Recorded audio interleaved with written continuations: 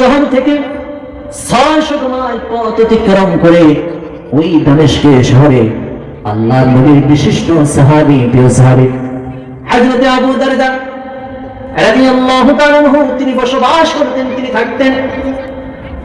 একদিন একটি যুবক এক আল্লাহর বান্দা মদিনা শহর থেকে 600 মাইল পথ অতিক্রম করে আল্লাহর নবীর প্রিয় সাহাবী হযরত আবু দারদার কদমে গিয়ে হাজির হয়েছে। লোকটি হাজির হয়ে বলল, হে আল্লাহর নবীর প্রিয় সাহাবী, বিশিষ্ট সাহাবী, আমি মদিনা শহর থেকে 600 মাইল পথ অতিক্রম করে আমি তোমার কদমে হাজির হয়েছি শুধুমাত্র কেবলমাত্র একটি উদ্দেশ্যের জন্য। আওয়াজ দিয়ে বলুন, কয়টি উদ্দেশ্য?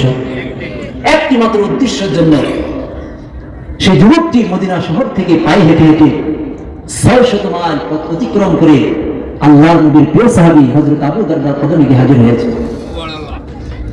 আবু দারদা রাদিয়াল্লাহু তাআলা আনহু তিনি বলেন, হে যুবক, হে আল্লাহর বান্দা, কি উদ্দেশ্যের জন্য তুমি আমার কদমে হাজির হয়েছো? কারণটা কি, বিষয়টা কি? কি জন্য মদিনা শহর থেকে পায়ে হেঁটে হেঁটে তুমি আমার কদমে হাজির হয়েছো? কারণটা কি, বিষয়টা কি একটু বলো। লোকটি বলল, হে আল্লাহর নবীর বিশিষ্ট সাহাবী, প্রিয় সাহাবী, আমি শুনেছি তুমি আমার নবী, আখিরি নবী, নবীদের নবী, হায়াতুন নবী, জিন্দার নবী, নবী মুহাম্মদুর রাসূলুল্লাহ সাল্লাল্লাহু আলাইহি ওয়াসাল্লামের একখানা হাদিস দুনিয়ার মানুষদেরকে তেলাওয়াত করে বর্ণনা করে শোনায় দাও।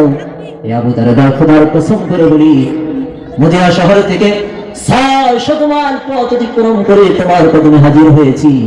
নূর নবীর নূরের হাদিস খানা তোমার মুখ থেকে শোনার জন্য একটু আওয়াজ দিয়ে বলেন না সুবহানাল্লাহ। একটি মাত্র হাদিস শোনার জন্য